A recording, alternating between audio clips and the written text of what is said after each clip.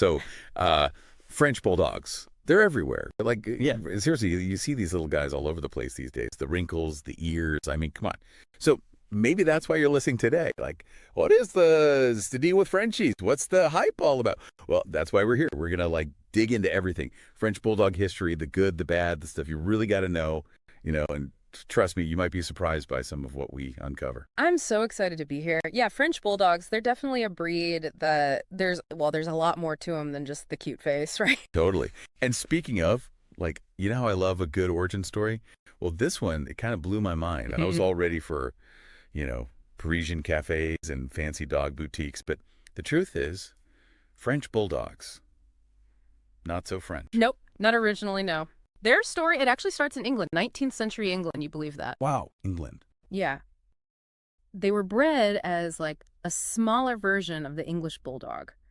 And those early days, let me tell you, not glamorous at all. We're talking like bull baiting rings, tough working class neighborhoods, that kind of scene. Right, seriously. Bull baiting. Like those little Frenchies we see, like strutting around in their sweaters today, their ancestors were in blood sports. It's true.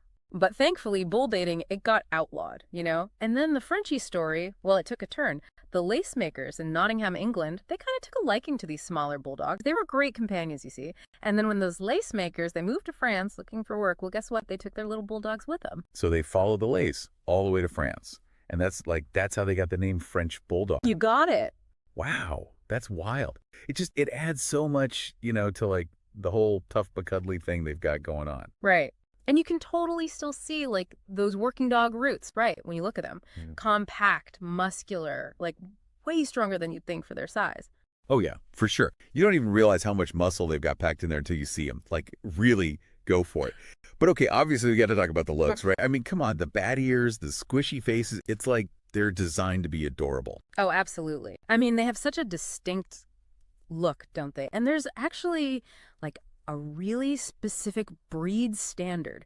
All the details, the things that make a Frenchie, from, what colors are okay to their markings to even the exact shape of those ears, the famous ears, for example. Did you know, like, officially, a Frenchie shouldn't weigh over 28 pounds? Whoa, 28 pounds. Yeah. That's like tiny. That's even smaller than I thought. No wonder everyone in the city wants one. Right.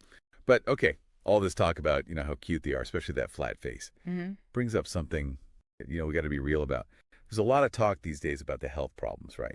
How healthy IS, that flat face. Yeah, you're totally right. We got to be upfront about that. That flat face look, it's technically called brachycephaly, and it can unfortunately mean some serious health challenges for the dog. It's something anyone who's even thinking about getting a Frenchie, they need to understand, like really understand this. Okay, so let's break it down.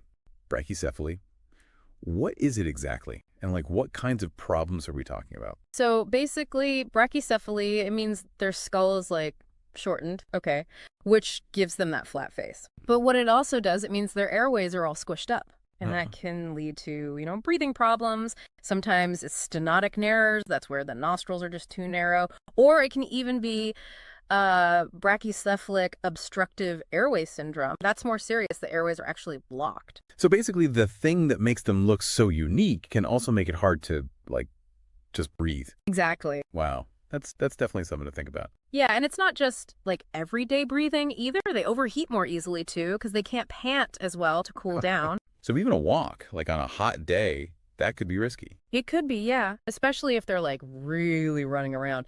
Knowing the signs of overheating and being careful, that's like rule number one for any Frenchie owner. Makes sense. Makes sense. And it sounds like brachycephaly isn't the only health issue they have, right? There's more. Unfortunately, yeah.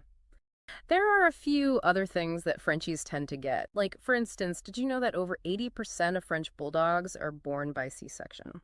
80%? Yeah. Seriously, that seems like a lot. It is, yeah. It's mostly because of, the shape of their heads and the puppies being kind of big. Natural birth is just, well, it's hard, often impossible even. So it's a lot, right? Like health-wise, Frenchies, they definitely come with some, some things to think about. It's not all just like cuteness and playtime, unfortunately.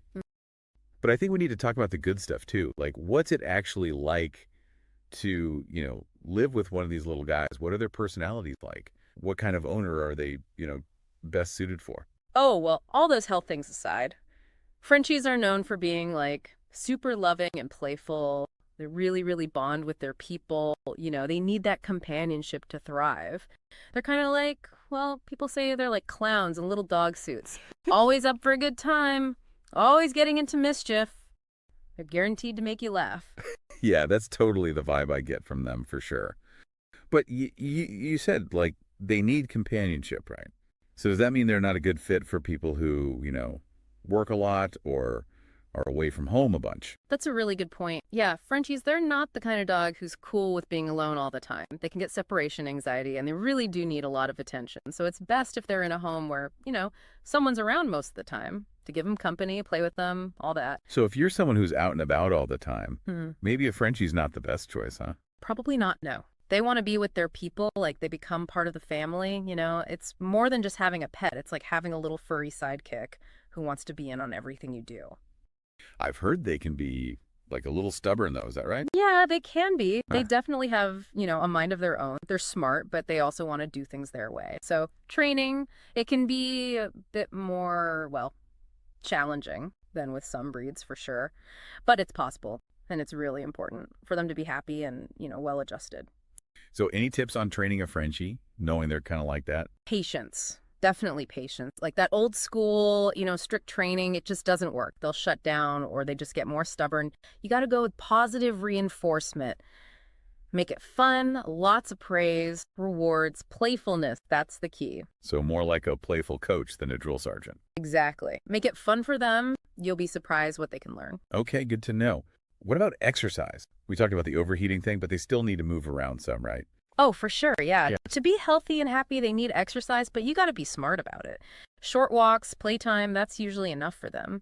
Think like a couple 15-minute walks a day when it's cooler out, like morning or evening. And always, always watch for signs of overheating, like if they're panting too much, drooling a lot, or just seem tired. Stop right away if you see any of that. So no marathons with a Frenchie, but a nice stroll around the block, that's perfect. Yeah, exactly. And they love to play. They're playful little dogs. So interactive games, fetch, even just running around in a yard if you've got one, Yeah. all good stuff. What about grooming? All those wrinkles, it seems like they'd get, like, kind of dirty, Is it a lot of work to keep a Frenchie clean? It's not as bad as you might think. The key is just being consistent. Those wrinkles, they need regular cleaning, like just a gentle wipe with a damp cloth and then dry them really well, especially after they eat or if they've been playing outside. And don't forget their ears. Those bat ears need cleaning too so they don't get all waxy. Okay, so wrinkles in ears, got to stay on top of that. What about the rest of their, grooming routine? That part's actually pretty easy. Short coats, smooth, they don't shed a ton. Brushing isn't a huge deal, but their nails, you got to trim those. They don't wear down naturally, so got to keep them trimmed so they don't get too long and start hurting. You can do it yourself or a groomer can do it. Got it. So moderate exercise, wrinkle care, nail trims, and a whole lot of love and attention. That's the Frenchie formula. Pretty much. They're not super high maintenance, grooming-wise, but that companionship thing and their potential health issues, those are the things you really got to think about. Okay, so we're back. And if you're still with us, chances are you're thinking, all right, I'm sold.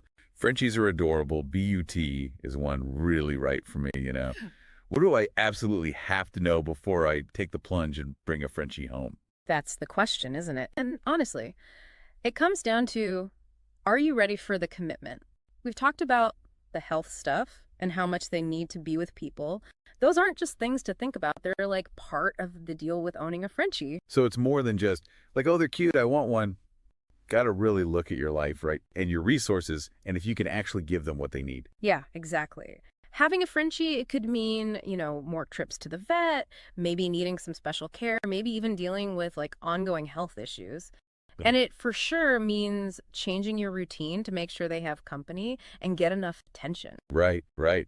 It's not just a pet. It's like adding a family member. They got to fit into your life. You got to make space for them. That's a great way to put it. They do best when they're like really part of the family, Love, attention, belonging, that's what they need. But okay, let's say someone IS ready. They've thought it through. They know it'll be some work, but what makes it so great? What are the rewards, the things that make it all worth it? Oh man, how many things. They connect with you, like really deeply. They know how you're feeling. They're always there for cuddles if you need them, and they've got this mischievous side that can just totally turn your day around. So they're like furry therapists who also happen to be hilarious. Exactly. They're so loyal, full of personality, always entertaining, and they make you feel like, you're their whole world. I think that's what gets people right. That like intense love they have. It's special. But okay, someone's listening and now they're sure of Frenchies for them. Where do they even start looking for the right one? Well, my personal favorite is always, checking out shelters and rescue groups. There are so many Frenchies out there just waiting for a good home. It's not even their fault they're there a lot of times. Adopting is such a great thing to do. Giving a dog a second chance.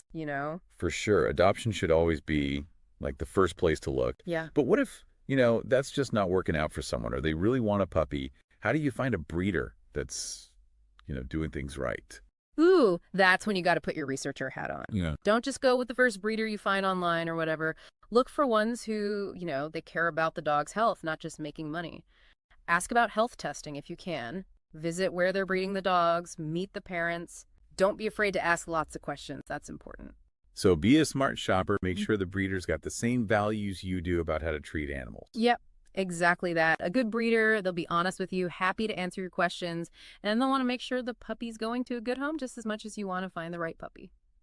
All right, well, I think that about wraps up our French Bulldog deep dive. We went through a lot, and hopefully anyone listening now, they know a lot more about these dogs, from the weird history to the health stuff to how much joy they can bring if they've got the right owner.